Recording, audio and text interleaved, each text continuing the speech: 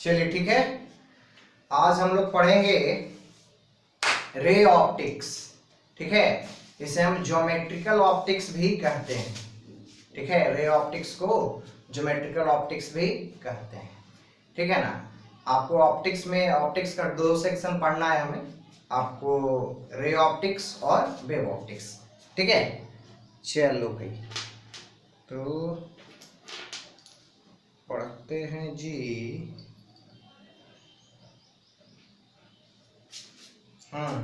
चलिए आइए। ठीक है, तो देखिए रे ऑप्टिक्स पढ़ने से पहले या वेव ऑप्टिक्स पढ़ने से पहले लाइट का इंट्रोडक्शन होना बहुत जरूरी है कि आखिर लाइट क्या है। पहले हम वो जानेंगे कि लाइट क्या है। ठीक है, तो फटाफट देखते हैं कि लाइट क्या है ये चीज। ठीक है, तो हमने लिख रखा है कि आपको लाइट है ना, कि लाइट क्या है। तो मैंने लिखा है it is the energy which give us sense of vision, है ना। ये तो सिंपल सी बात है, ये तो सबको समझ में आता है कि लाइट वो एनर्जी है जो हमें आपको देखने का सेंस देता है, जिसकी वजह से हम किसी चीज को देख पाते हैं, है ना। यानी light is the energy which give us sense of vision. Light वो ऊर्जा है जो हमें देखने का क्षमता देता है। ठीक है, चलिए आगे देखिए। हमने लिखा smallest particle of light is photon, है ना। यानी आपको लाइट का जो सबसे स्मॉलेस्ट पार्टिकल होता है वो फोटोन कहा जाता है ना। ठीक है, यानी लाइट जिन चीजों से मिलकर बना हुआ होता है उन सबसे छोटे चीज को बोलते हैं फोटोन। चलिए ठीक है, आगे देखिए। फोटोन ऑलवेज मूविंग, फोटोन जो है वो हमेशा मूव करते रहता है। फोटोन रेस्ट में कभी नहीं रहेगा, फोटोन हमेशा मूव करते रहता है। फोटोन कभी भी रेस्ट में नहीं रहेगा, हमेशा मूव करता है। क्यों? एक बात बताओ, लाइट जो है वो क्या है, हमेशा ट्रैवलिंग है ना जी। तो लाइट हमेशा ट्रैवलिंग है, यानी कि लाइट का अंदर का जो पार्टिकल है, छोटा पार्टिकल, वो ट्रैवलिंग ही है। वो छोटा पार्टिकल, ढेर सारा छोटा पार्टिकल एक साथ ट्रैवल कर रहा है, इसका मतलब लाइट ट्रैवल कर रहा है।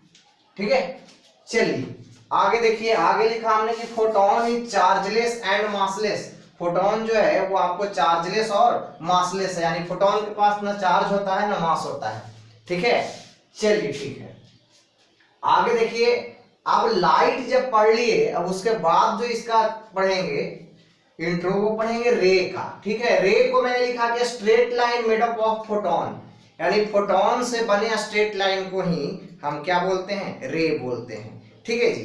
तो देखो ये इस तरीके से इस चीज को आप समझ सकते हैं कि मानिए कि ये आपको ऐसा, ये लाइट का सोर्स था। ठीक है, लाइट सोर्स।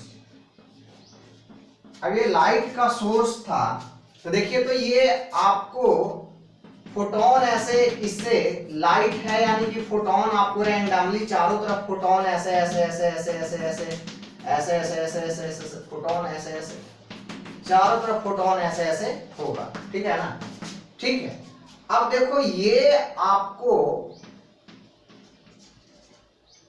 ये सारे फोटोन, मानो कि ये इस लाइन पे ढेर सारा फोटोन आ गया, उसी तरीके से सिमिलरली इस लाइन पे ढेर सारा फोटोन होगा,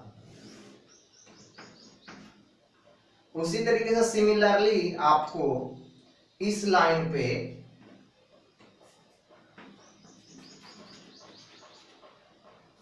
ढेर सारे फोटोन होंगे। ठीक है, इसी तरीके से आपको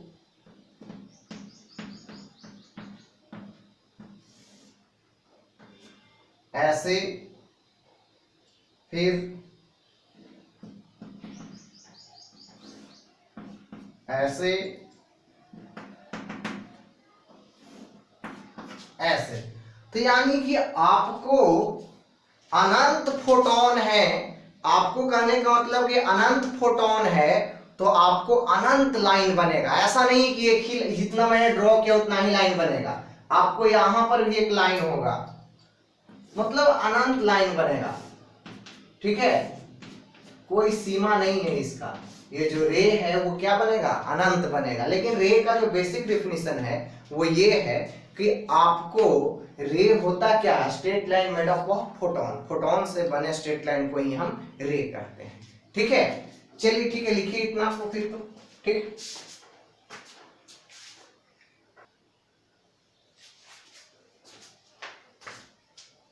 ठीक है, देखिए अब हमने रे जब पढ़ा तो देखिए रे में आपको ग्रुप ऑफ रे जो होता है, ग्रुप ऑफ रे को हम बीम ऑफ लाइट भी कहते हैं। ग्रुप ऑफ रे को हम बीम ऑफ लाइट भी कहते हैं। ग्रुप ऑफ रे का मतलब क्या, ढेर सारा रे, ठीक है ना। तो ढेर सारा रे, तो उसको आपको ग्रुप ऑफ रे को हम बोलते हैं बीम ऑफ लाइट भी बोलते हैं। Beam of light actually 3 type का होता है, parallel beam of light, converging beam of light और डाइवर्जिंग बीम ऑफ लाइट। ठीक है, तीनों को देखते हैं कि तीनों है क्या, ठीक है ना। तो आपको देखिए पैरेलल बीम ऑफ लाइट, ये जो पहला वाला है पैरेलल बीम ऑफ लाइट देखते हैं। देखिए तो पैरेलल बीम ऑफ लाइट जो होता है वो इस टाइप का होता है, वो तो आप जानते ही होंगे।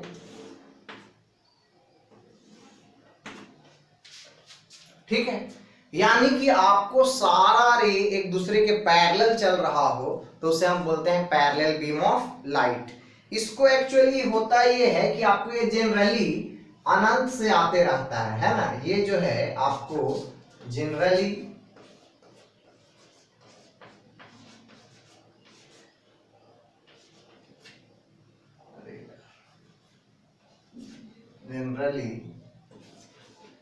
कमिंग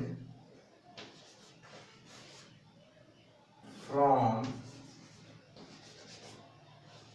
इंफिनिटी, है ना। ये आपको जनरली अनंत से आते रहता है, ठीक है ना। यानी कि जो रे आपको अनंत से आते रहेगा, अनंत का मतलब क्या, अननोन सोर्स से, यानी कि जिस सोर्स के डिस्टेंस को हम मेजर नहीं कर सकते, जिस सोर्स का डिस्टेंस मेजर करना मेरे लिए पॉसिबल नहीं है, वहां से जो लाइट आते रहेगा उसे ही हम बोलते हैं कि अनंत से वो लाइट आ रहा है, इंफिनिटी से लाइट आ रहा है ना। यानी कि अनंत दूरी से आ रहा है, जिस दूरी को हम मेजर नहीं कर सकते हैं। तो अगर अनंत दूरी से लाइट आते रहेगा तो वो लाइट कैसा होगा, पैरेलल बीम ऑफ लाइट होगा। सारे आपको बीम जो होंगे वो क्या होंगे, पैरेलल होंगे। ठीक है, जैसे देखो सोचने वाली बात है कि मानिए कि आपको अभी में ये आपको 3 लाइन ऐसे निकला, 3 लाइन आपको ऐसे निकला, आपको एकदम से ऐसे, एक ऐसे, एक सीधा और एक ऐसे। ठीक है, 3 लाइन ऐसे निकला और ये काफी दूर तीनों चला गया। तो काफी दूर जाने के बाद देखो ये तीनों एक आपको क्या लगेंगे, पैरेलल दिखेंगे, है ना। तो आपको कहने का मतलब ये इमेजिनेशन करने की चीज है, वो आप कर सकते हैं, ठीक है ना, आपने किया भी है। चलो ठीक है, तो ये चीज मैंने कहा कि आपको पैरेलल बीम ऑफ लाइट, है ना, यानी कि जो लाइट इंफिनिटी से अनंत दूरी से आते रहेगा वो basically parallel beam of light होता है। ठीक है, तो ऐसा नहीं है कि सिर्फ अनंत से आएगा वही पैरेलल बीम ऑफ लाइट होगा। ठीक है, आपको ऐसे भी पैरेलल बीम ऑफ लाइट किसी फिक्स सोर्स से भी दिया जा सकता है। लेकिन हमने क्या कहा कि जनरली कमिंग फ्रॉम इंफिनिटी, यानी कि आपको जो इंफिनिटी से लाइट आते रहता है वो पैरेलल बीम ऑफ लाइट ही होता है। और आपको पैरेलल बीम ऑफ लाइट जो है वो आपको ऐसे भी दिया जा सकता है,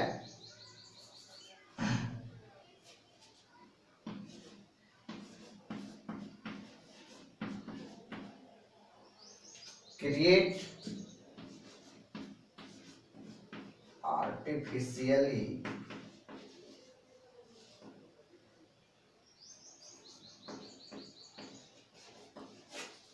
फ्रॉम एनी सोर्स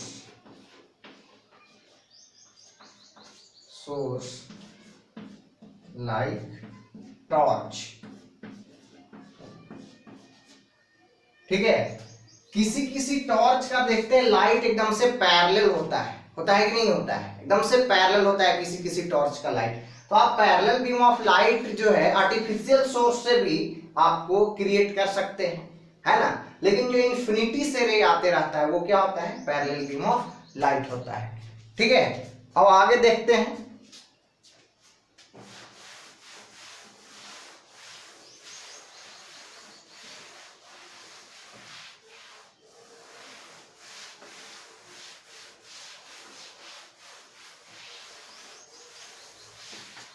दूसरा क्या था, डाइवर्जिंग बीम ऑफ लाइट।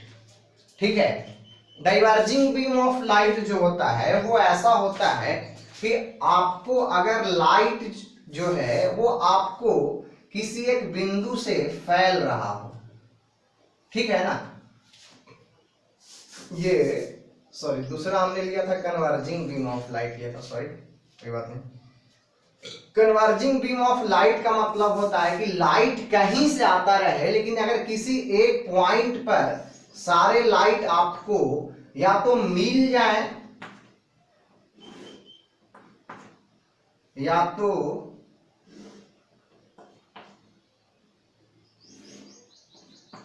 ऐसे मिल जाए या तो मिलता हुआ मालूम पड़े, इस टाइप के।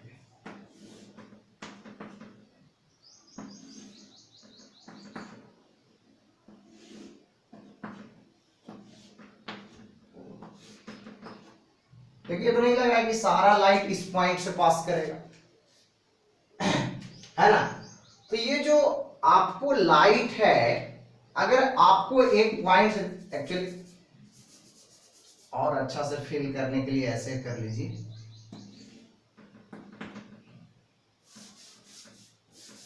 और क्लोज कर लो तो अच्छा रहेगा।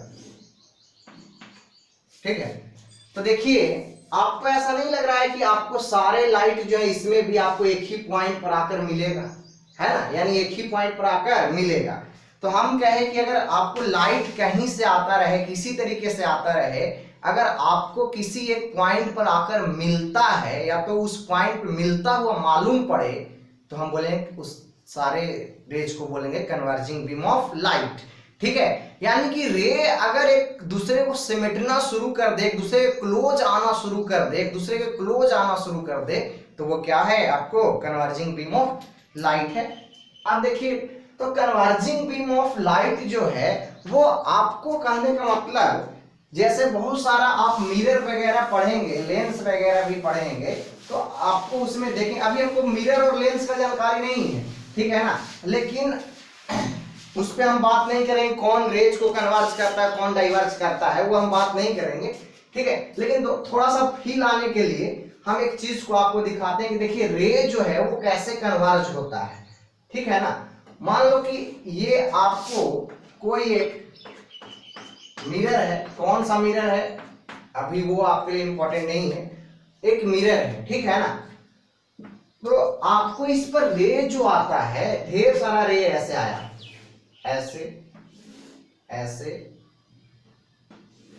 ऐसे, तो ये वाला रे ऐसे ऐसे आया, यहां से टकराने के बाद इधर चला गया, ये वाला रे ऐसे आया और यहां से टकराने के बाद ये भी ऐसे चला गया, ये वाला रे ऐसे आया और यहां से टकराने के बाद ऐसे चला गया।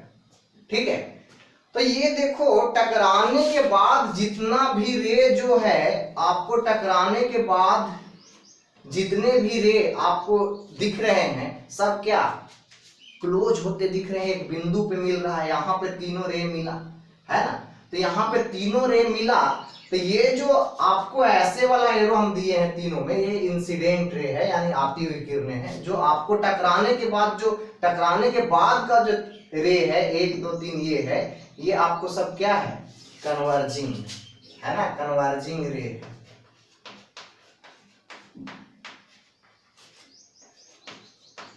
ठीक, आ रही बात समझ में।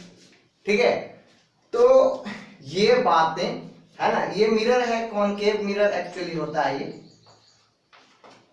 ठीक है, बताएंगे आपको कि कनकेव मिरर क्या है, कन्वेक्स मिरर क्या है, ठीक है ना, तो ये चीजें। ठीक, अब देखिए, अब हम पढ़ते हैं डाइवर्जिंग रे।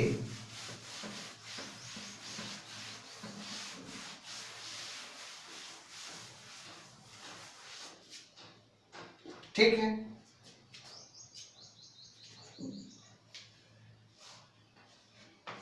तीसरा में हमने लिखा था डाइवर्जिंग रे। अगर आपको रे आपको किसी एक पॉइंट से आपको इस तरीके से फैलना शुरू कर दे,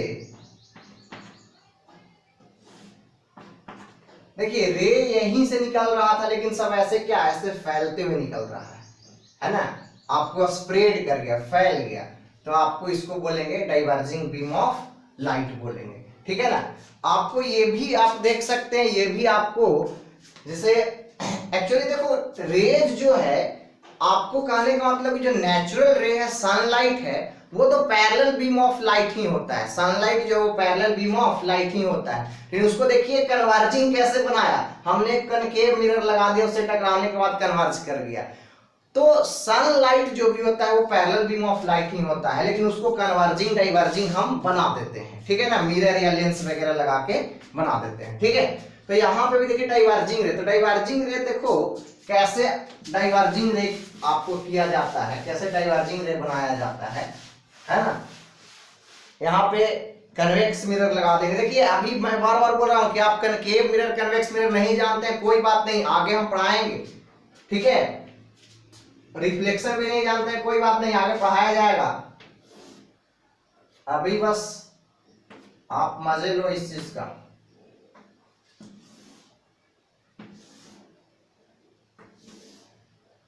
देखिए ध्यान दीजिए,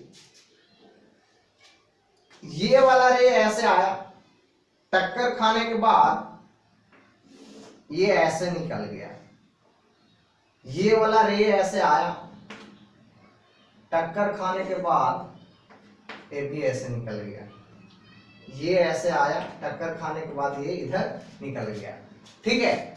तो देखो तो इस तीनों रे को थोड़ा सा आगे बढ़ा लेते हैं ऐसे,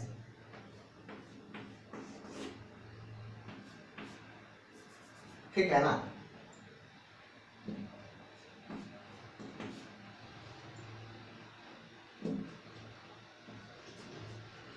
देखो तो आपको नहीं लग रहा है कि इस पॉइंट से इस पॉइंट पे ही तीनों रे था, और आपको कहने का इस पॉइंट से तीनों फैलना शुरू हो गया, ये इधर चला गया, इधर चला गया, इधर चला गया, ठीक है। या तो ऐसे इसी में देखो ना, ये तीनों पैरेलल आ रहा था, यहाँ पे टक्कर मारा, फैल गया, देखो ये ऐसे हो गया, ये ऐसे हो गया, देखो तो अभी इतना में ही था, अब फैल के ऐसे हो गया, है ना। तो जब फैल गया तो वो क्या है, डाइवर्जिंग बीम ऑफ लाइट है, ठीक है।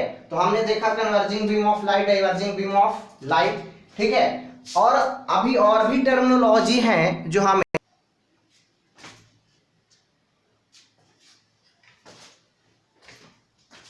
ठीक, देखो ध्यान दो, लुमिनस बॉडी और नॉन लुमिनस बॉडी, ठीक है। आपको देखिए लुमिनस बॉडी वो होता है बॉडी हैविंग ऑन लाइट, यानी ऐसा बॉडी जिसके पास खुद का लाइट है, जो लाइट प्रोड्यूस कर सकता है, लाइट क्रिएट कर सकता है ना, वो क्या है, लुमिनस बॉडी है, ठीक है। एग्जांपल में सन, स्टार, लैंप, कैंडल, है ना। तो जैसे सन है, स्टार है, ये सब क्या खुद का लाइट है, इसके पास खुद लाइट क्रिएट करता है। लैंप वगैरह आप जलाते हैं, कैंडल वगैरह जलाते हैं तो लाइट जलता है, क्रिएट होता है ना, ठीक है। तो वैसा बॉडी जिसके पास खुद का लाइट, वो लुमिनस बॉडी है। Non luminous body, body having not on light, ऐसा बॉडी जिसके पास खुद का लाइट नहीं है, ठीक है। तो इसके एग्जांपल में अर्थ, प्लैनेट, मून, ठीक है ना, लकड़ा, लकड़ी, पत्थर वगैरह जो लिखना होगा, मेटल वगैरह लिख लेना, ठीक है ना। ठीक, देखो लुमिनस बॉडी के पास खुद का लाइट होता है, इसलिए visible due to own light, इसलिए लुमिनस बॉडी को जब हम देखते हैं तो उसे खुद के लाइट की वजह से देखते हैं। जबकि नॉन लुमिनस बॉडी को देखते हैं तो वो कोई ना कोई लुमिनस बॉडी लाइट देता है, जिसके वजह से देखते हैं। आ रही बात समझ में, है ना। तो यही फर्क है बेसिकली लुमिनस बॉडी और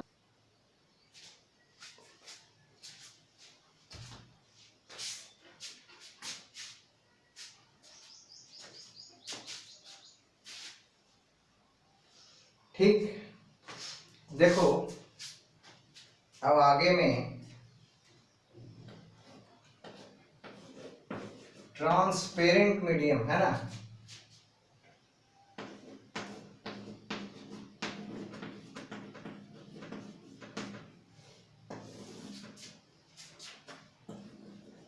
देखिए अब लाइट, हम ये लुमिनस नॉन लुमिनस में ये जान लिए कि लाइट कौन प्रोड्यूस कर सकता है, कौन नहीं कर सकता है, ठीक है ना। अब लाइट प्रोड्यूस हो गया, अब लाइट चलेगा, कि लाइट जब चलता है, लाइट जब ट्रेवल करता है, तो अब देखिए कि क्या होता है, कैसे कैसे ट्रेवल करता है ना।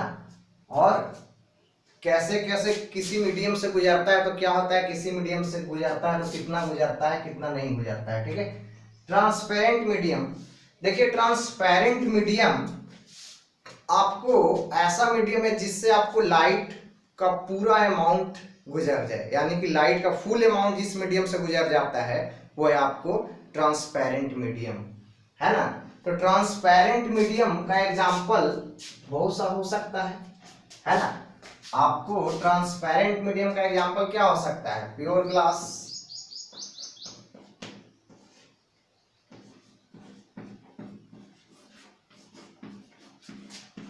वाटर,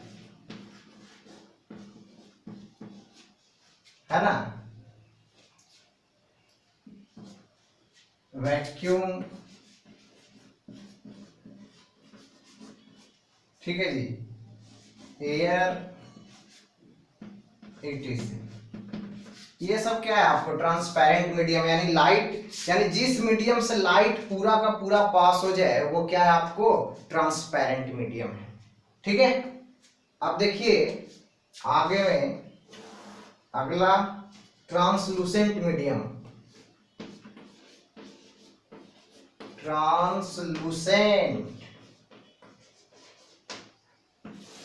ट्रांसलूसेंट मीडियम किसको कहेंगे, आपको जिससे लाइट आपको पूरा पास ना करे, कुछ लाइट पास करे कुछ ना पास कर पाए, यानी कि आपको ट्रांसपेरेंट मीडियम, पहले जान लीजिए ट्रांसपेरेंट मीडियम के बारे में थोड़ा सा और जान लेते हैं।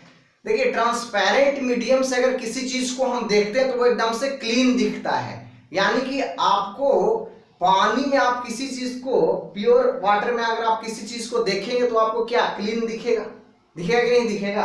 आप ग्लास से, आपको ग्लास से किसी चीज को आप देखेंगे उधर एकदम से प्योर ग्लास से, ट्रांसपेरेंट ग्लास से किसी चीज को देखेंगे इधर से उधर तो वो आपको ऐसा ही दिखेगा, ठीक है, प्योर दिखेगा, है ना। वैक्यूम में भी आपको किसी चीज को देखेंगे तो वैसा ही दिखेगा, एयर में भी आपको जैसा देखेंगे वैसा ही दिखेगा। लेकिन ट्रांसलूसेंट मीडियम में क्या होता है ना कि ट्रांसलूसेंट मीडियम में आपको लाइट पूरा अच्छे से पास नहीं कर पाता है, जिसके वजह से आप ट्रांसलूसेंट मीडियम में किसी चीज को देखेंगे तो वो क्लीन नहीं दिखेगा, ठीक है, वो आपको पूरा पूरी क्लीन नहीं दिखता है ट्रांसलूसेंट मीडियम में। ठीक है, इसका एग्जांपल आप ले सकते हैं वैक्स पेपर,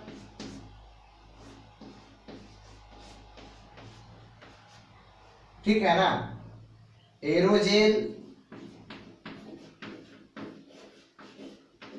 हाइड्रोजेल,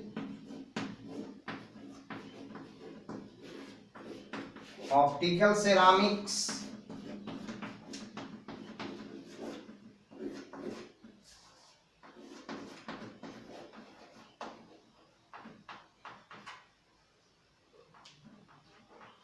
ठीक है ना जी।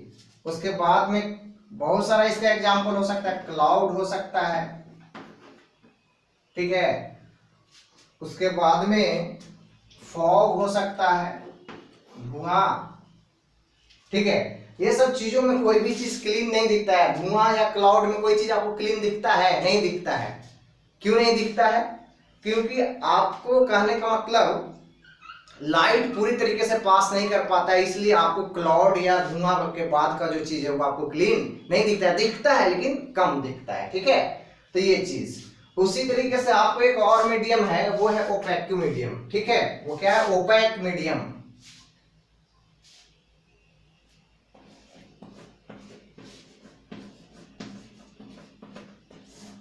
ओपेक मीडियम, ओपेक मीडियम ऐसा मीडियम है कि जिससे लाइट पास ही ना करे, थोड़ा सा भी लाइट पास ना करे, है ना, वो है ओपेक मीडियम। तो ओपेक मीडियम से आपको कोई चीज दिख ही नहीं सकता है ना, यानी कि आपके आंख के सामने कोई ओपेक मीडियम रख दिया जाए तो आप आगे पीछे का जो भी चीज है उसको आप देख नहीं पाएंगे, ठीक है।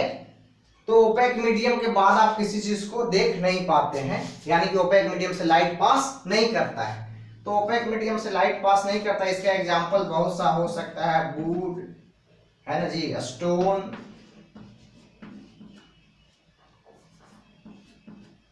ठीक है, मेटल, ठीक है। तो ये चीज है ना। अब देखिए आप कोई भी चीज को कब देखते हैं? आप किसी भी चीज को तब देखते हो जब लाइट उस चीज पर पड़ता है, लाइट उस चीज पर जाता है, तब आप देखते हैं, है ना। और वहीं से जो लाइट रिफ्लेक्ट होकर आपके आंख तक आता है, तभी आप उस चीज को देख पाते हैं। खैर वो तो हम पढ़ेंगे, रिफ्लेक्शन वगैरह में पढ़ेंगे, तो बहुत अच्छे से आपको पढ़ाएंगे कि आप किसी चीज को कब देखते हैं, ठीक है। तो ये चीज ठीक है ना। तो हमने देखा कि आपको ये लाइट को ट्रेवल भी करवा दिया। अब लाइट ट्रेवल होता है तो ट्रेवल होकर लाइट अब कहीं पर टकराएगा या एक मीडियम से दूसरे मीडियम में जाएगा, तब जो फिनोमेना होगा उसको क्या कहते हैं, वो आगे पढ़ेंगे, है ना। तो वही जो आगे हम पढ़ेंगे वही आपको होता है वेव ऑप्टिक्स और रे ऑप्टिक्स, ठीक है। तो देखिए अब हम पढ़ेंगे रे ऑप्टिक्स, ठीक है। तो अब एक्चुअली में रे ऑप्टिक्स शुरू हुआ है। रे ऑप्टिक्स, देखिए रे ऑप्टिक्स कहते किसको है? रे ऑप्टिक्स एक्चुअली में ये है कि अगर आपको इफ डायमेंशन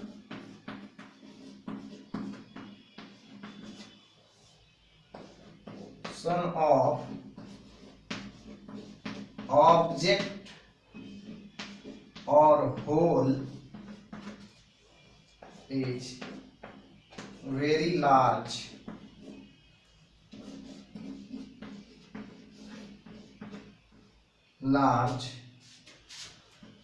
compared to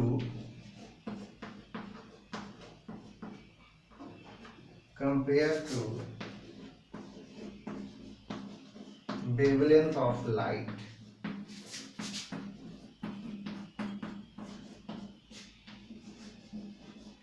ठीक है। देखिए इफ डायमेंशन ऑफ ऑब्जेक्ट और होल इज वेरी लार्ज, है ना, compare to wavelength of light, ठीक है। अगर आपको लाइट जिस भी मटेरियल पर गिरे या जिस भी मटेरियल से या जिस भी होल से पास करे, अगर वो सब का डायमेंशन आपको लाइट के वेवलेंथ के डायमेंशन से बहुत ज्यादा होगा, तब हम आपको उसको पढ़ेंगे रे ऑप्टिक्स में, है ना। तो क्या पढ़ेंगे? रे ऑप्टिक्स में पढ़ेंगे। यानी कि अगर लाइट ऐसे आ रहा था और इस चीज पर आकर टकराया, ठीक है, तो ये आपको देखिए तो डायमेंशन में क्या, डायमेंशन में आपको डायमेंशन समझते हैं ना, डायमेंशन में लेंथ, ब्रेथ, हाइट, चौड़ाई, वाइड सब आ जाएगा, ठीक है ना। लेंथ, ब्रेथ, हाइट, वाइड सब आ जाएगा, ठीक है, डायमेंशन में। तो अगर आपको मानिए किया तो लाइट ऐसे पास किया कि ऐसे बहुत बड़ा आपको होल था, ठीक है ना, इससे लाइट ऐसे पास कर गया, ठीक है। तो आपको ये सबको हम पढ़ेंगे रे ऑप्टिक्स में। या तो लाइट ऐसे पास कर गया, आपको मानिए कि ये एक मीडियम था और ये दूसरा मीडियम था, लाइट यहां से ऐसे आया और आपको दूसरा मीडियम था, लाइट ऐसे पास कर गया, ठीक है। तो इस सारे चीज को जो हम पढ़ेंगे वो पढ़ेंगे रे ऑप्टिक्स में, है ना। यानी कि अगर लाइट जिस भी मीडियम से जा रहा है या तो जिस भी मटेरियल पे टक्कर खा रहा है या जिस भी होल से गुजर रहा है, अगर उसका डायमेंशन लाइट के वेवलेंथ से बहुत ज्यादा होगा तो हम उसे रे ऑप्टिक्स में पढ़ेंगे। तो ये सब का देखिए डायमेंशन, इस सरफेस का डायमेंशन या तो इस होल का डायमेंशन या तो इस सरफेस का डायमेंशन काफी बड़ा है लाइट के वेवलेंथ के हिसाब से, क्योंकि लाइट का वेवलेंथ क्या होता है, एंगस्ट्रॉम या नैनोमीटर के रेंज में होता है ना, नैनोमीटर, एंगस्ट्रॉम वगैरह के रेंज में होता है लाइट का वेवलेंथ, ठीक है। तो आपको काफी बड़ा है, ठीक। तो और अगर वही ऐसा हो जाए कि अगर आपको लाइट का वेवलेंथ के आसपास ही हो ऑब्जेक्ट या होल का डायमेंशन, तब हम उसे पढ़ेंगे वेव ऑप्टिक्स में। किसे पढ़ेंगे? वेव ऑप्टिक्स में पढ़ेंगे, ठीक है। यानी कि लाइट देखो ऐसे वाइड हो कि एकदम ऐसे लाइट एकदम से एकदम मान लो कि एकदम ये दिख रहा है, एकदम सा छोटा सा ये होल है, ये तो दिख भी रहा है ना, दिखता भी नहीं है। मानिए कि एकदम इस छोटे से होल से लाइट गुजर रहा है, ठीक है, इस छोटे से होल से लाइट गुजर रहा है, तो आपको इसको जो हम पढ़ेंगे, ये हम पढ़ेंगे वेव ऑप्टिक्स में। किसमें? वेव ऑप्टिक्स में पढ़ेंगे, ठीक है। यानी कि ये क्या है, इस होल का जो डायमेंशन है, ये इसका जो डायमेंशन है, ये आपको इस होल का dimension nearly equal to wavelength of light है ना। ये लेम्डा का मतलब क्या? Wavelength of light. यानी कि वेवलेंथ ऑफ लाइट के करीब करीब बराबर हो जाए जिस भी होल से लाइट गुजरे या जिस भी मटेरियल पे टकराए उस मटेरियल का डायमेंशन, तो आपको कहने का मतलब तो उसे पढ़ेंगे वेव ऑप्टिक्स में। और अगर ऐसा हो कि लाइट जिस भी मटेरियल पे टकराए या जिस भी मीडियम से गुजरे या जिस भी होल से जाए उस होल का डायमेंशन लाइट के वेवलेंथ से बहुत ज्यादा हो, तो उसे हम पढ़ेंगे रे ऑप्टिक्स में, ठीक है। चलिए ओके, तो ये आपको हमने देखा कि रे ऑप्टिक्स और आपको वेव ऑप्टिक्स में क्या पढ़ना है, और वो हमने देखा, ठीक है जी। अब देखो जरा ध्यान दो, तो अब ऐसा है कि आपको लाइट एक्चुअली में कहीं पर भी लाइट आपको आकर टकराता है या किसी भी मटेरियल पे लाइट आता है,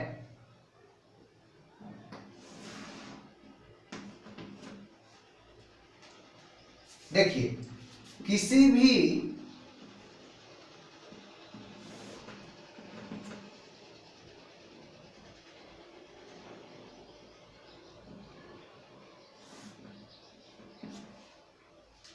ठीक है,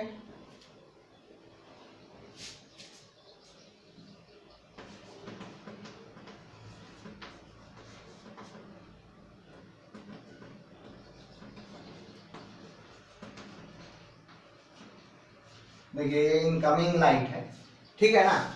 तो आपको एक्चुअली में लाइट अगर किसी भी मटेरियल पर आकर गिरता है तो आपको तीनों ही चीज होता है, तीन चीज होता है, ठीक है। आपको रिफ्लेक्शन भी होता है,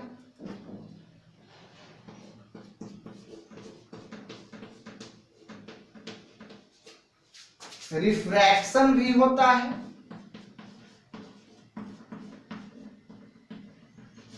और एब्जॉर्प्शन भी होता है।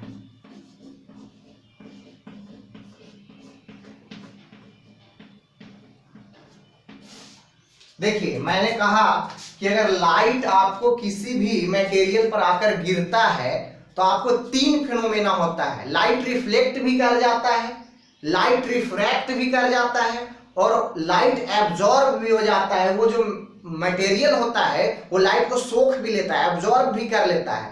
लेकिन हम इन तीनों में कौन पढ़ेंगे? तो हम तीनों में उस चीज को पढ़ते हैं जो सबसे ज्यादा होता है। यानी कि लाइट आया और आपको रिफ्लेक्शन ज्यादा हुआ, यानी कि मैक्सिमम रेज जो है वो रिफ्लेक्ट कर गए, तो हम रिफ्लेक्शन को पढ़ेंगे। अगर लाइट आया और मैक्सिमम रेज रिफ्रैक्ट कर गए तो हम रिफ्रैक्शन को पढ़ेंगे। अगर लाइट आया और मैक्सिमम रे ज्यादा से ज्यादा रे आपको सोख लिया गया, एब्जॉर्ब हो गया, तो हम एब्जॉर्प्शन को पढ़ेंगे। बात समझ में आ रहा है? एब्जॉर्प्शन को कंसीडर करेंगे। तो हम कंसीडर किस चीज को करते हैं, यानी हम पढ़ते किस चीज को हैं? हम कंसीडर किस चीज को करते हैं और पढ़ते किस चीज को है? इन तीनों में जो सबसे ज्यादा हो रहा होता है उसी चीज को पढ़ते हैं और एब्जॉर्ब, ये उसी को एब्जॉर्ब करते हैं, ठीक है ना, उसी को ऑब्जर्व करते हैं, ठीक है ना, या उसी चीज को पढ़ते हैं, उसी को कंसीडर करते हैं, ठीक है। लेकिन ये बात तय है कि आपको लाइट अगर किसी मटेरियल पे गिरता है या किसी मीडियम पे ही, एक मीडियम से दूसरे मीडियम में ही जाता है, तो आपको तीनों ही चीज होता है, रिफ्लेक्शन, रिफ्रैक्शन और एब्जॉर्प्शन तीनों होता है एक ही केस में। यानी कि मानिए कि आपको लाइट जो है, अगर लाइट कहने का मतलब उधर से ऐसे लाइट आ रहा था, इस पर आकर टकराया, तो आपको ये तो बहुत हार्ड सरफेस है, लेकिन फिर भी आपको कहने का मतलब कि रिफ्लेक्शन भी होगा, एब्जॉर्प्शन भी होगा और रिफ्रैक्शन भी होगा। बात समझ में आ रहा है? चलिए ठीक है, तो लिखिए आगे चीजों को करते हैं, ठीक है।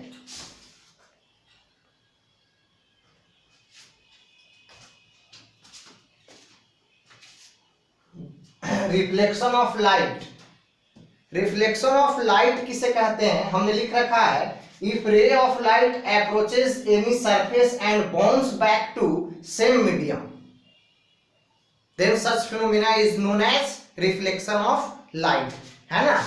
then such phenomena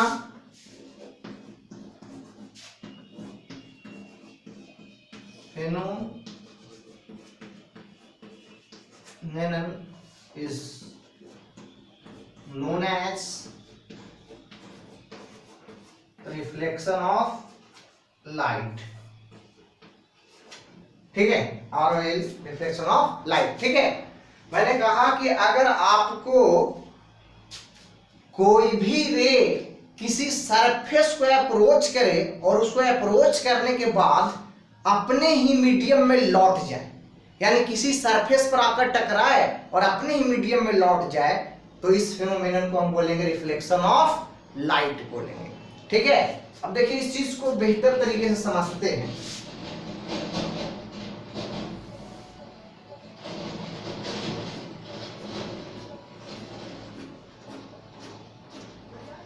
देखिए मानिए कोई सरफेस है, कोई लाइट ऐसे आया,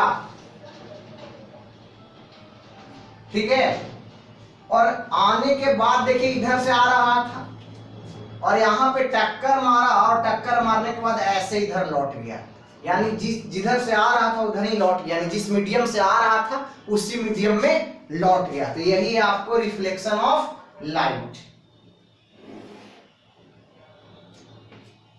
ठीक। तो देखिए ये एक्चुअली हमने जो ड्रॉ किया ये क्या है, ये है नॉर्मल।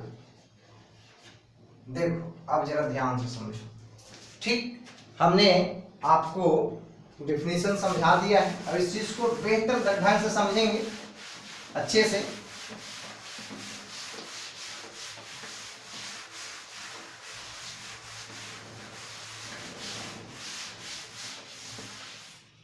ठीक है जी, तो देखो ध्यान दो, ये आपको ये इसी फेनोमेना को रिफ्लेक्शन ऑफ लाइट बोलते हैं। लाइट ऐसे आया, टक्कर मारने के बाद अपने मीडियम में लौट गया, यानी मानो कि ऐसे मैं खड़ा था, लाइट उधर से आया, मेरे में टक्कर मारा, उधर ही लौट गया, तो ये आपको क्या है, रिफ्लेक्शन ऑफ लाइट है, ठीक है। तो ये चीज, अब इसमें देखिए ये क्या होता है, ये जो रे आते रहता है इस रे को बोलते हैं इंसिडेंट रे। इसको क्या बोलते हैं, इंसिडेंट रे, इंसिडेंट रे, यानी जो रे आपको आते रहता है रिफ्लेक्शन से पहले वाले रे को हम बोलते हैं इंसिडेंट रे, यानी जो रे आकर टक्कर मारता है वो क्या है, इंसिडेंट रे, आती हुई किरणें, और जो टक्कर मारने के बाद निकल जाता है वो उसको बोलते हैं रिफ्लेक्टेड रे, रिफ्लेक्टेड रे, है ना। और आपको जिस भी पॉइंट पे आकर रे टक्कर मारता है, जिस भी पॉइंट पे आकर रे टक्कर मारता है उस पॉइंट को क्या बोलते हैं, देखिए इसी पॉइंट पर आकर टक्कर मारा है, रे आकर इसी पॉइंट पर टक्कर मारा है, तो इस पॉइंट को बोलते हैं पॉइंट ऑफ इंसिडेंस,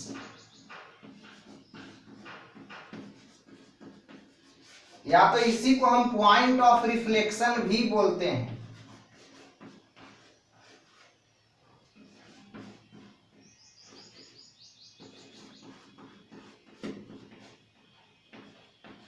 ठीक है ना, क्योंकि देखियो रे यहीं पर आकर टक्कर मार रहा है और फिर यहीं से वापस जा रहा है, तो पॉइंट ऑफ इंसिडेंट भी यही है, आकर रे गिर भी यहीं पर रहा है ना, रे जो है आकर गिर भी यहीं पर रहा है और आपको यहीं से रिफ्लेक्ट भी हो रहा है, इसलिए पॉइंट ऑफ इंसिडेंट भी, गिरने वाला पॉइंट भी यही है और रिफ्लेक्शन वाला पॉइंट भी यही, लौटने वाला पॉइंट भी यही है।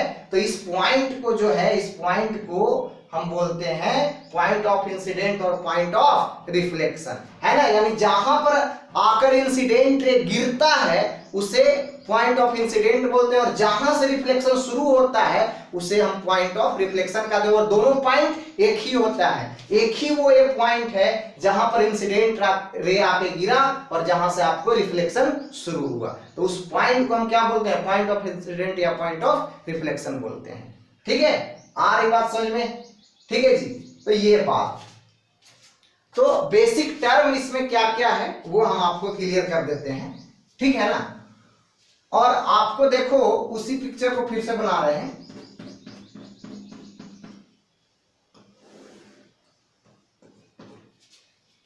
अब देखो ऐसे कोई रे अगर आकर ऐसे टकराया, यहां पे कोई रे जो है वो आपको ऐसे टकराया यहां पे, ठीक है,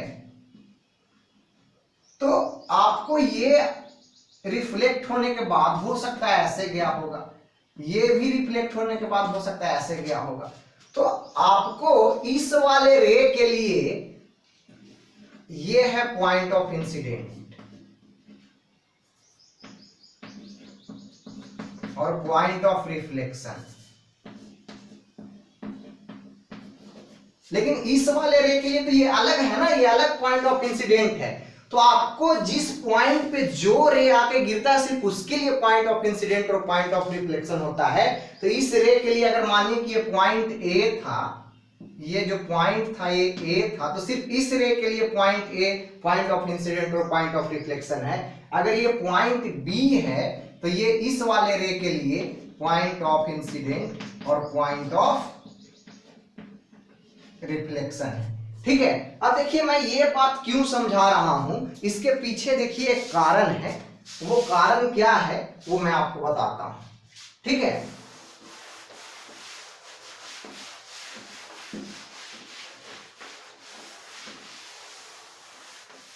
जैसे मानिए कि आपको सरफेस अगर ऐसा हो जाता,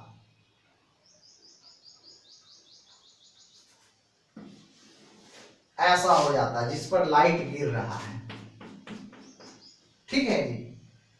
तो देखिए तो ये लाइट जो ऐसे आकर गिरा, ये आपको ऐसे निकल गया, ठीक है। अब ये कोई लाइट इसी के पैरेलल कोई लाइट ऐसे, एक और लाइट ऐसे आके गिरा, लेकिन वो कैसे निकला, वो ऐसे निकला, ठीक है। तो देखिए तो आपको अलग अलग पॉइंट ऑफ इंसिडेंट है दोनों का। तो देखिए तो रे भी अलग अलग तरीके से रिफ्लेक्ट हुआ है, जबकि एक ही टाइप का रे था, जैसा रे ये था उसी के पैरेलल ये भी रे था, लेकिन देखिए ये ऐसे रिफ्लेक्ट हुआ, ये ऐसे रिफ्लेक्ट हुआ, है ना। तो आपको कहने का मतलब है कि आपको इसलिए पॉइंट ऑफ इंसिडेंट और पॉइंट ऑफ रिफ्लेक्शन मायने रखता है। जिस भी पॉइंट पे जो रे गिरता है सिर्फ उस रे का वो पॉइंट ऑफ इंसिडेंट और पॉइंट ऑफ रिफ्लेक्शन होता है ना। तो ये चीजें, ठीक है। अब आगे इसमें क्या क्या टर्म है उस चीज को समझते हैं।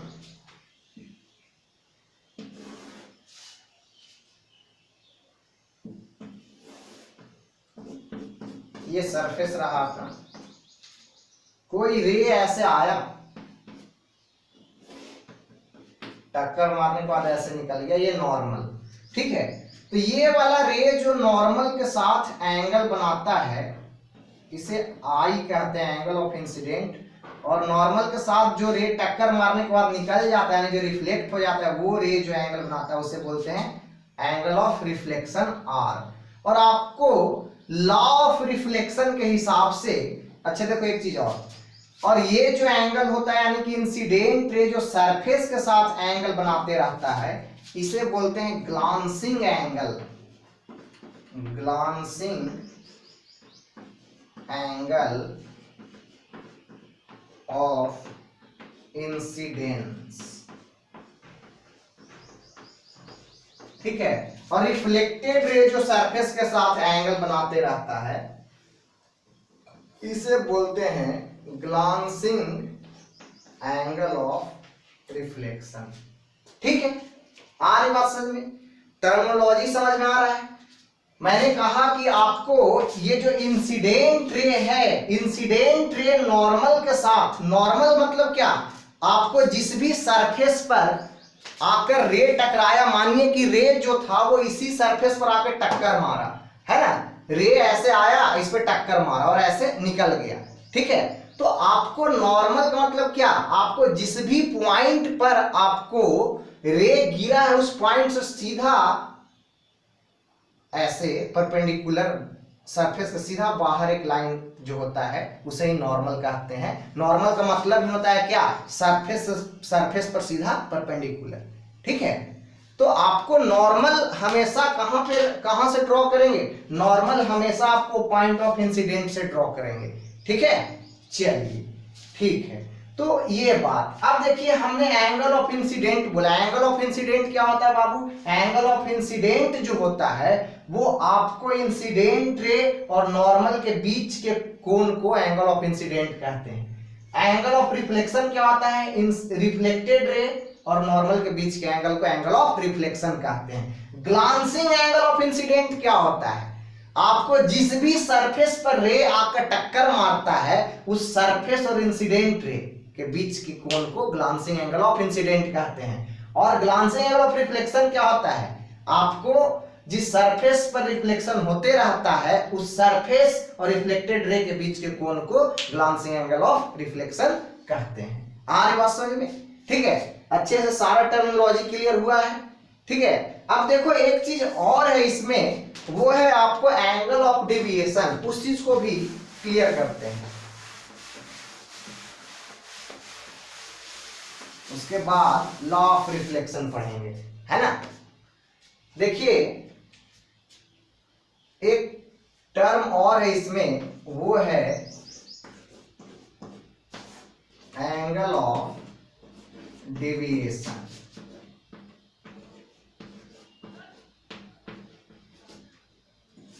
डेविएशन का मतलब क्या, भटक जाना, भटकाव, है ना। तो देखिए एंगल ऑफ डेविएशन को समझते हैं।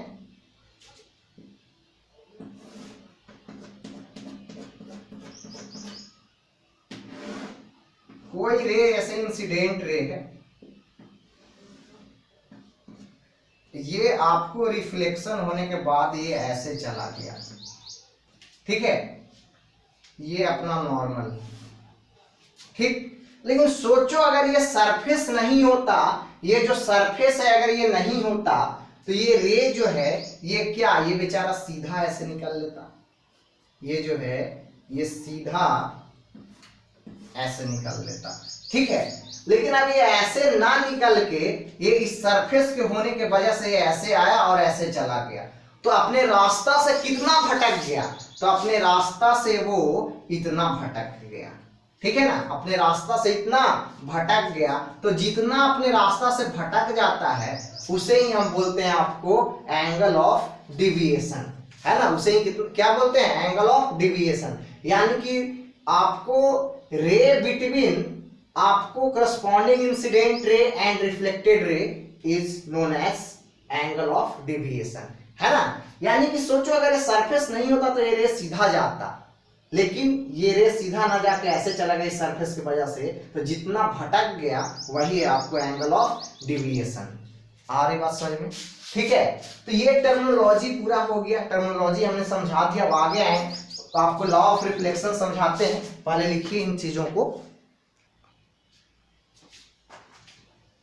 एंगल ऑफ इंसिडेंट, है ना। एंगल ऑफ इंसिडेंट तो ऐसे ही मैंने आपको समझा दिया था, लेकिन मैंने लिख दिया है, ठीक है। आप नोट कर लेना इस चीज को। मैंने लिखा है angle between incident ray and normal to point of incidence is known as angle of incidence, है ना। यानी इंसिडेंट रे और नॉर्मल के बीच के कोण को बोलते हैं एंगल ऑफ इंसिडेंट। नॉर्मल कहां पर से, पॉइंट ऑफ इंसिडेंट पर से नॉर्मल, ठीक है। उसी तरीके से हमने लिखा है एंगल ऑफ रिफ्लेक्शन भी हमने लिखा है हमने angle between reflected ray and normal to point of reflection, है ना। आपको रिफ्लेक्टेड रे और आपको कहने का मतलब कि पॉइंट ऑफ रिफ्लेक्शन पे जो नॉर्मल डालिएगा उसके बीच के कोण को क्या बोलते हैं, एंगल ऑफ रिफ्लेक्शन। देखिए ध्यान दीजिए, हमने आपको ग्लांसिंग एंगल ऑफ इंसिडेंट समझाया था, ग्लांसिंग एंगल ऑफ रिफ्लेक्शन भी समझाया था, एंगल ऑफ डेविएशन भी समझाया था, लेकिन हमने लिख भी दिया है, उस चीज को आप नोट कर लेना।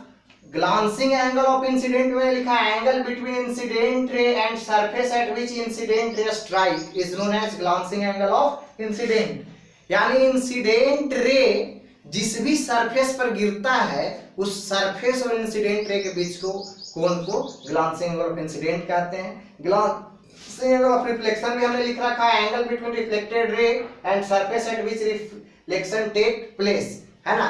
यानी कि आपको रिफ्लेक्टेड रे और जिस सरफेस से रिफ्लेक्शन हो रहा है उस सरफेस के बीच के कोण को ग्लांसिंग एंगल ऑफ रिफ्लेक्शन कहेंगे। ठीक है, एंगल ऑफ डिविएशन हमने लिखा है, rotational path change of incoming ray is known as angle of deviation. यानी इनकमिंग रे का पाथ रोटेशनली जितना चेंज हो जाता है उसे ही हम बोलते हैं आपको एंगल ऑफ डिविएशन, है ना। यानी इस तरीके से आप एंगल ऑफ डिविएशन को समझ सकते हैं।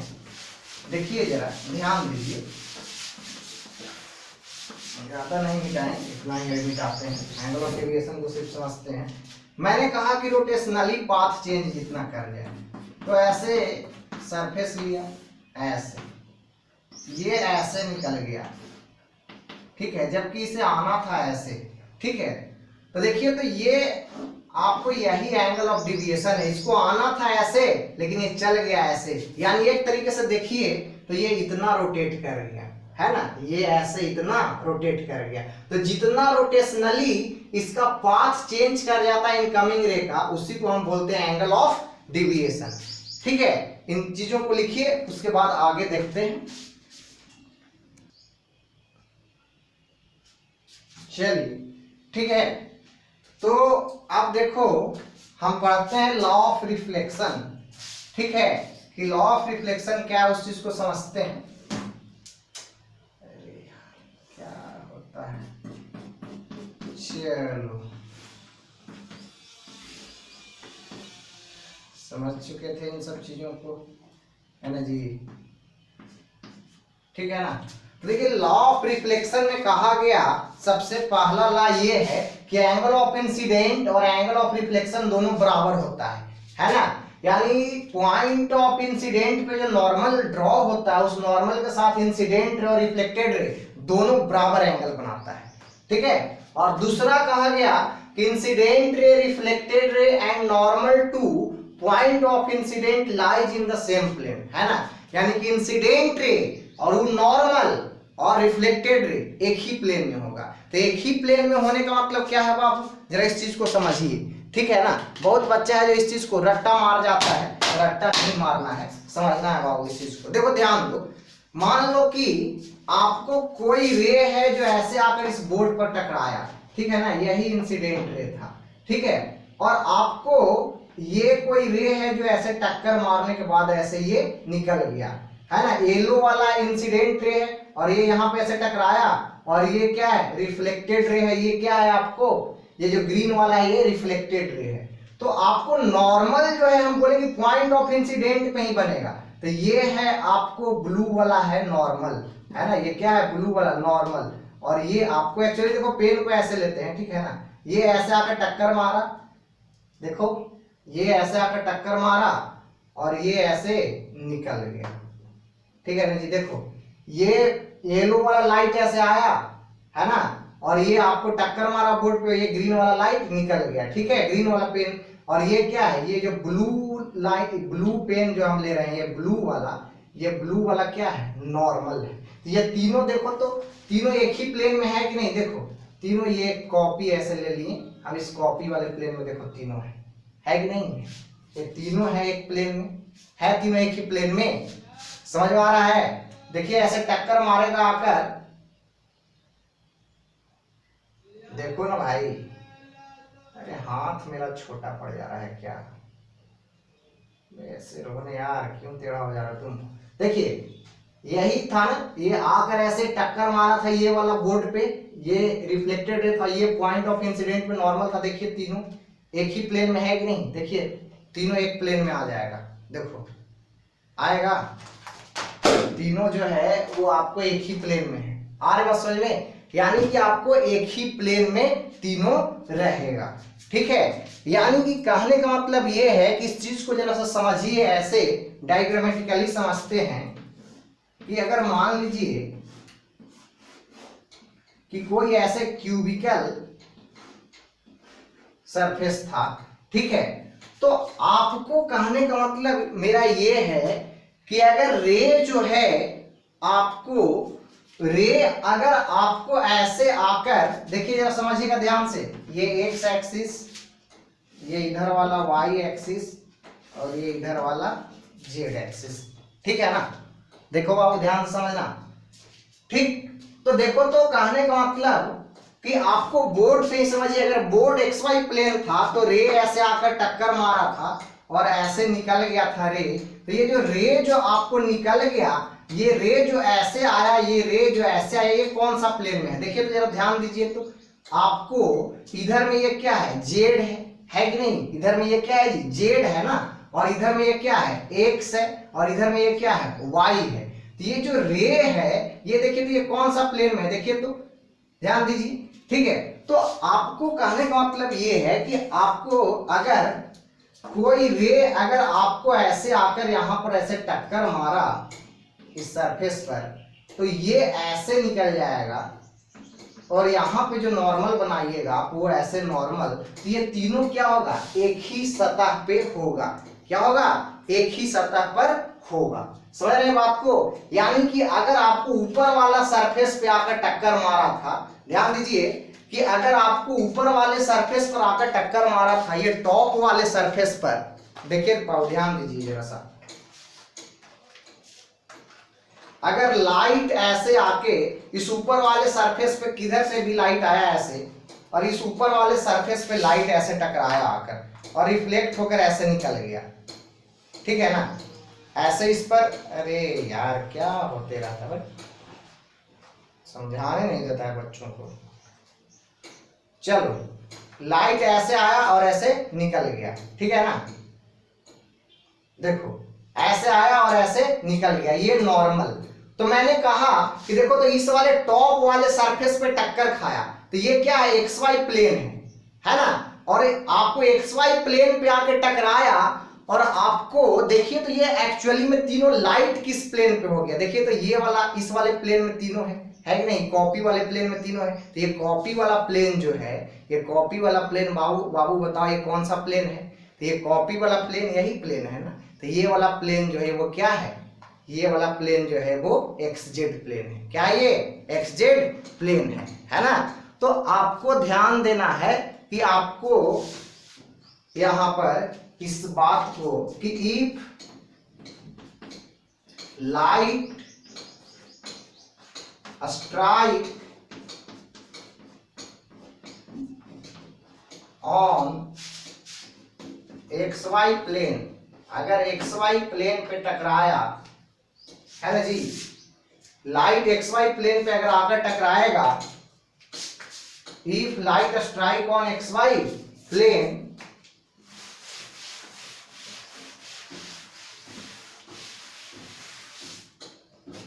then incident ray, reflected ray और नॉर्मल, है ना, ध्यान दीजिए, इंसिडेंट रे, रिफ्लेक्टेड रे और नॉर्मल जो है वो क्या होगा, normal lies in X Z plane, किस प्लेन में होगा, एक्स जेड प्लेन में होगा। आ रही बात समझ में, कोई दिक्कत किसी भी तरीके का, किसी को कोई प्रॉब्लम है क्या, नहीं है ना। तो इस चीज को लिखिए,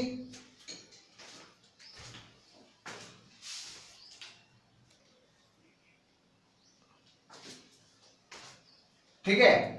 तो देखो बाबू, ये बहुत इंपॉर्टेंट बात हमने आपको बताया कि अगर लाइट जो है वो स्ट्राइक हुआ अगर एक्स वाई प्लेन में, ये प्लेन अगर एक्स वाई प्लेन था, अगर एक्स वाई प्लेन पर आकर लाइट स्ट्राइक हुआ, तो आपको इंसिडेंट रे, रिफ्लेक्टेड रे और नॉर्मल ये जो हो सकता है वो कहां हो सकता है, आपको या तो एक्स जेड प्लेन में होगा या तो वाई जेड प्लेन में होगा, है ना, या तो आपको एक्स जेड प्लेन में होगा या तो वाई जेड प्लेन में होगा। Then incident ray, reflected and normal lies in X Z और वाई जेड प्लेन, है ना। इस चीज को हमने समझाया भी आपको, है ना, इस चीज को हमने आपको समझाया भी, ठीक है। कि मानिए कि कोई रे ऐसे आकर इस पर ऐसे गिर गया, अरे यार क्या होता है, ठीक है, कोई रे ऐसे आके इस पे गिरा और आपको ये ऐसे गिरा और ऐसे निकल गया, ठीक है। तो ऐसे निकल गया तो आपको देखिए ये इस वाले प्लेन में हो सकता है, अगर रे ऐसे हो जाता अगर ऐसे आकर गिरता, ठीक है ना, ऐसे आकर गिरता रे ऐसे, और आपको ऐसे निकल जाता, ऐसे निकल जाता, तो इस वाले प्लेन में हो जाता। देखिए तो इस वाले प्लेन में हो जाता, तो ये वाला प्लेन क्या है आपको, YZ प्लेन है, ये वाला है कि नहीं, ये वाला प्लेन में है अभी कि नहीं, इसी वाले प्लेन में है ना, देखो ना भाई, इसी वाले प्लेन में है ना, इस वाले प्लेन में है, तो ये वाला प्लेन क्या है, YZ प्लेन है कि नहीं। तो आपको इंसिडेंट रे, रिफ्लेक्टेड रे और नॉर्मल आपको हो सकता है XY प्लेन में और YZ प्लेन में, अगर पॉइंट ऑफ इंसिडेंट और पॉइंट ऑफ रिफ्लेक्शन अगर आपको कहने का मतलब कि XY प्लेन में रहा तो, है ना नहीं, light strike on XY plane का मतलब क्या है, पॉइंट ऑफ इंसिडेंट और point of reflection XY plane में रहे, ठीक है। चलो ठीक है, तो ये हमने रिफ्लेक्शन को, लॉ ऑफ रिफ्लेक्शन को अच्छे से समझा। अब इस पर देखिए कुछ सवाल करते हैं, ठीक है जी। देखो ध्यान दो, सवाल ऐसे है कि मानिए कि कोई ऐसे सरफेस है, इसका इक्वेशन दिया गया x square plus y square बराबर r स्क्वायर, ठीक।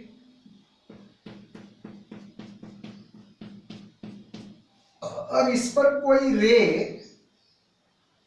ऐसे आया, ऐसे स्ट्राइक किया, और रिफ्लेक्शन के बाद, है ना, कोई रे ऐसे आया, स्ट्राइक किया, एंड रिफ्लेक्टेड रे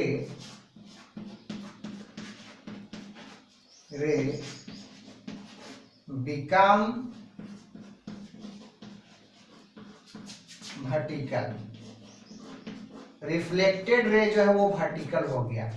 तो आपको ये वाला पॉइंट मानिए, ये पॉइंट जो है ये I ले रखा है, इसका कोऑर्डिनेट XY है ना, जिस पॉइंट पे आकर लाइट टकराया था, ठीक है ना।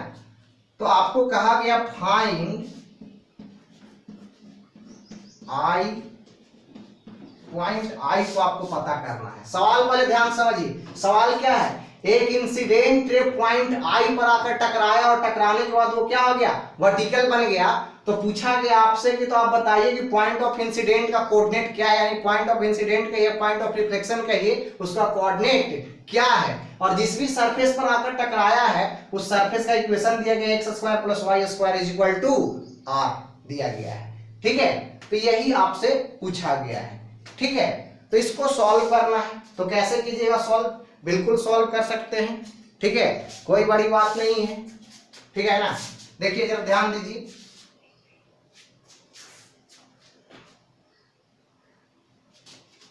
देखो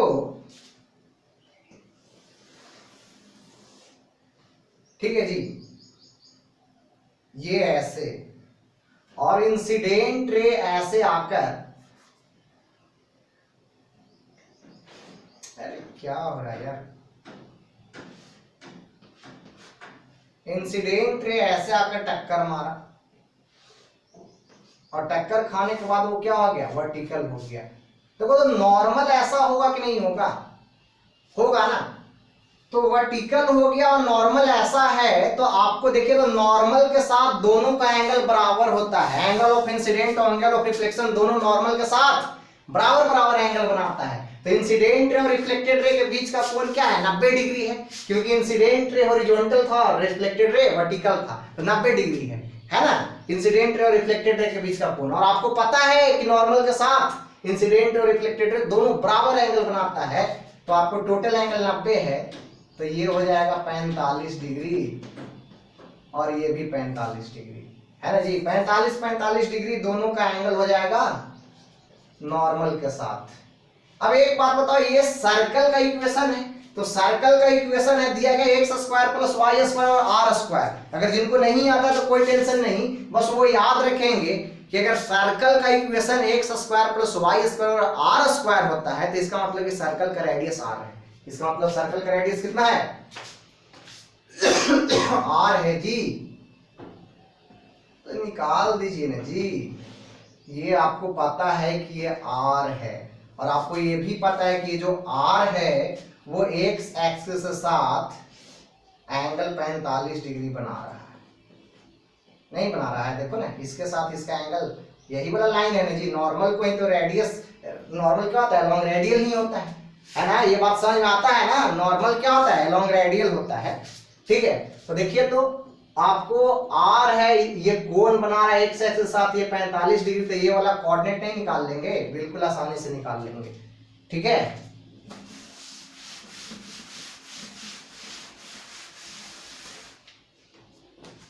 देखिए ध्यान दीजिए, ये निकाल लेंगे।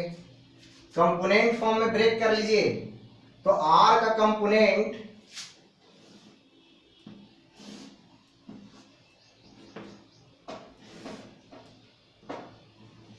यही पूछ रहा है ना, ये r दिया गया है, तो इधर वाला हो जाएगा r cos 45 डिग्री, और ये हो जाएगा r sin 45 डिग्री, यानी हो जाएगा बराबर r बाई रूट 2, और ये भी हो जाएगा r बाई रूट 2।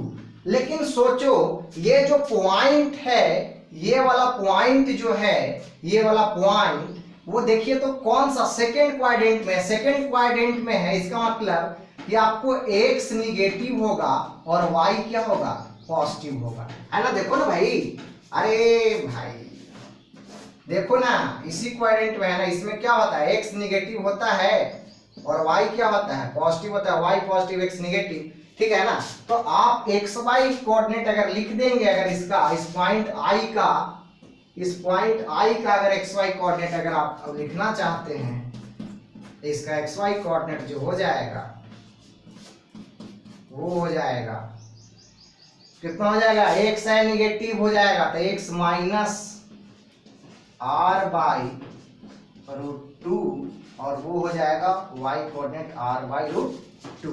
आ रही बात समझ में अच्छे से?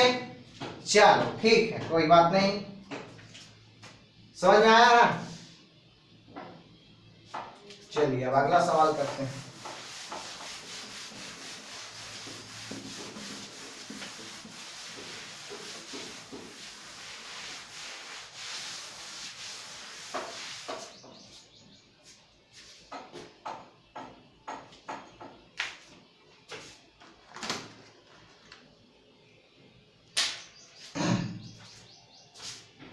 अगला सवाल भी कुछ इसी तरीके का एक लेते हैं।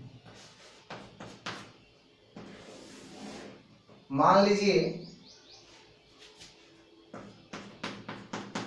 ऐसा ही रिफ्लेक्टिंग सरफेस है, इंसिडेंट रे ऐसे आया जो हॉरिजॉन्टल था, है ना, और ये सर्कल है, इसका रेडियस r दिया गया है। ठीक है, बोला गया कि यहां पर एंगल ऑफ डिविएशन दिया गया है कि एंगल ऑफ डिविएशन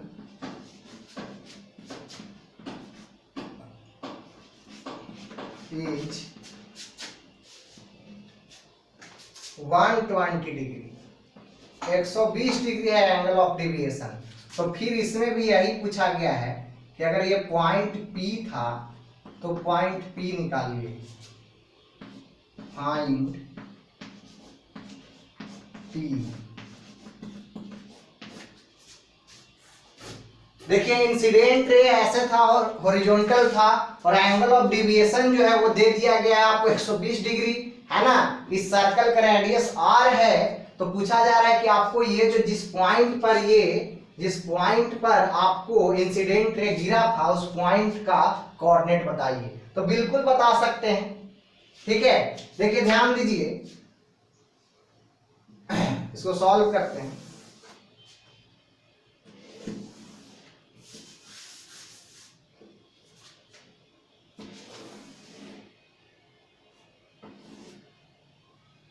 मानो कि ये जो रे है वो ऐसे रिफ्लेक्ट हो गया, तो एक्चुअली में ये रे जो है वो ऐसे जाना चाहता था, लेकिन रिफ्लेक्ट होकर ऐसे हो गया। तो हमने बताया था ना आपको कि रोटेशनल चेंज इसके पाथ में जो हो जाता है वही एंगल ऑफ डेविएशन है। तो क्या यही मेरा एंगल ऑफ डेविएशन है? ये 120 डिग्री है। तो ये टोटल कोण 180 डिग्री होता कि नहीं होता? ये जो टोटल कोण है ये 180 डिग्री है, जबकि उसमें ये वाला कोण आपको दे दिया गया 120 डिग्री एंगल ऑफ डेविएशन के फॉर्म में। तो ये वाला जो कोण हो जाएगा, ये वाला, सिर्फ ये वाला कोण जो हो जाएगा ये क्या हो जाएगा? 60 डिग्री हो जाएगा। यानी एंगल ऑफ इंसिडेंट और एंगल ऑफ रिफ्लेक्शन के बीच का कोण क्या है? सॉरी, इंसिडेंट रे और रिफ्लेक्टेड रे के बीच का कोण क्या है? 60 डिग्री है। जब 60 डिग्री है तो हम बिल्कुल इस चीज को अब आसानी से कर सकते हैं। देखिए तो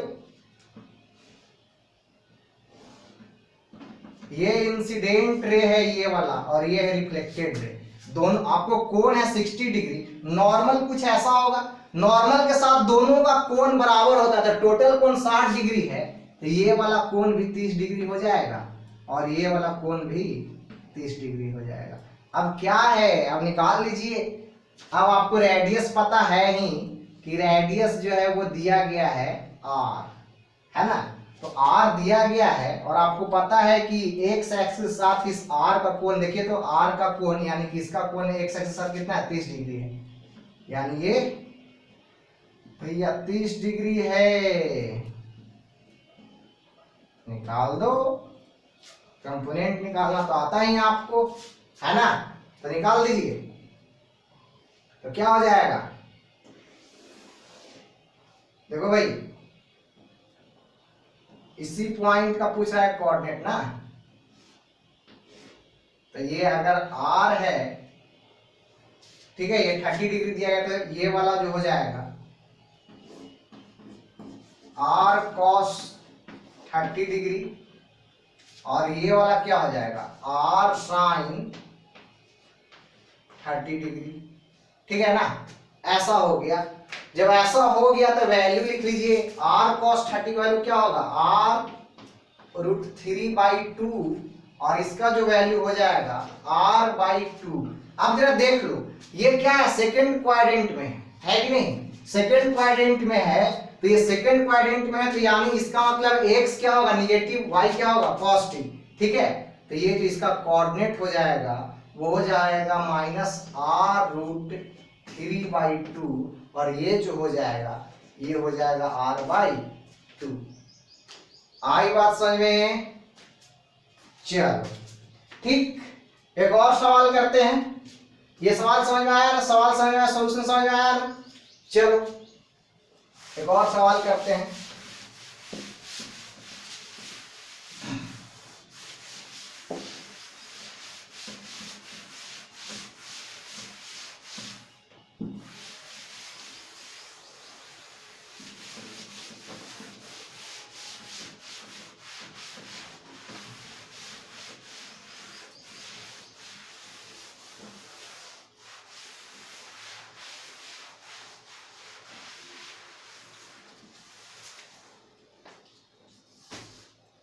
मानिए कि एक ऐसे पैराबोला दिया गया है जिसका इक्वेशन दिया गया है x = y²। ठीक है, और आपको इसमें बोला गया कि एक इंसिडेंट रे ऐसे आया और टक्कर मारने के बाद ये ऐसे वर्टिकल हो गया। ठीक है ना? ये इंसिडेंट रे और ये रिफ्लेक्टेड रे। ठीक है, ऐसे हो गया। तो आपसे पूछा गया, फिर वही पूछा गया है, ये पॉइंट P है, XY है, तो आपसे पूछा गया फाइंड P(xy). ठीक, तो बिल्कुल निकाल सकते हैं। एक बात तो पता है कि आपको अगर ये ऐसे हो गया तो आपको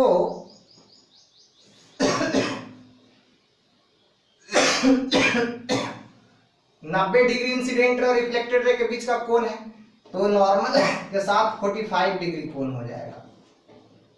तो नॉर्मल के साथ 45 डिग्री कोण हो जाएगा, तो स्लोप ऑफ नॉर्मल जो हो जाएगा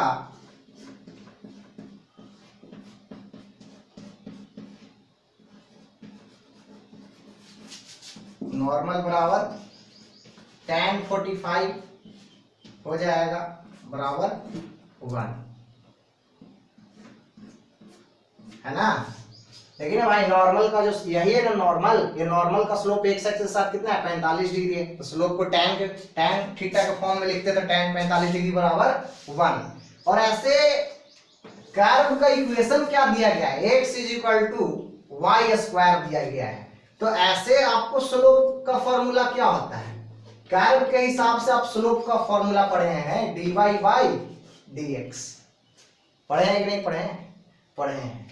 तो आपको दिया गया है x बराबर y², तक आप इसको एक कीजिए dy/dx में कन्वर्ट करेंगे तो dx बराबर 2y × dy, है ना।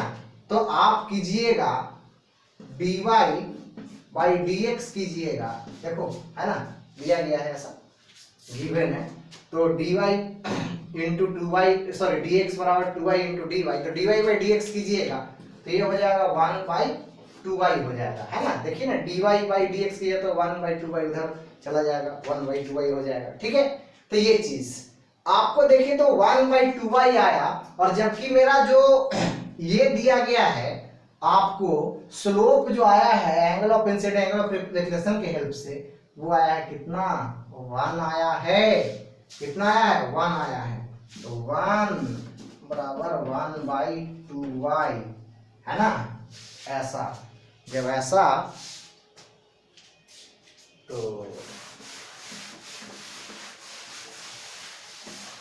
ध्यान दो। चलिए लास्ट ही है, इसके बाद प्लेन मिरर अगले लेक्चर में पढ़ाएंगे, ठीक है। तो देखिए तो y बराबर जो हो जाएगा वो क्या हो जाएगा, हाफ, ठीक है ना। तो y बराबर हाफ हो गया, तो y बराबर अगर हाफ हो गया तो x बराबर क्या हो जाएगा, इस इक्वेशन में पुट कर दीजिए 1/4 हो जाएगा, x बराबर 1/4। लेकिन जरा सोचो ये जो कोऑर्डिनेट है ये आपको कौन सा, ये देखिए तो ये कौन सा क्वाड्रेंट में है, देखिए ध्यान दीजिए, ठीक है। तो ये चीज कहने का मतलब कि x क्या हो जाएगा निगेटिव और y क्या हो जाएगा हमारा पॉजिटिव हो जाएगा, ठीक है ना। तो उस हिसाब से आप एक्स वाई कोऑर्डिनेट बना लीजिएगा, ठीक है। तो ये चीज मेरा x जो है वो क्या हो जाएगा, है ना। तो ये चीज चलो ठीक, ठीक है ना, हो गया ना जी। चलो देखें, अच्छा चलो ठीक है ना। तो ये चीज आप ऐसे भी स्लोप निकाल सकते हैं, चलो कोई बात नहीं, ठीक, ये भी सही, ठीक है। तो अब आप एक्स वाई कोऑर्डिनेट लिखोगे यहां पर का, तो वो हो जाएगा कितना है, x कितना है 1/4, y कितना है 1/2, दैट्स इट। चलिए आज इतना ही।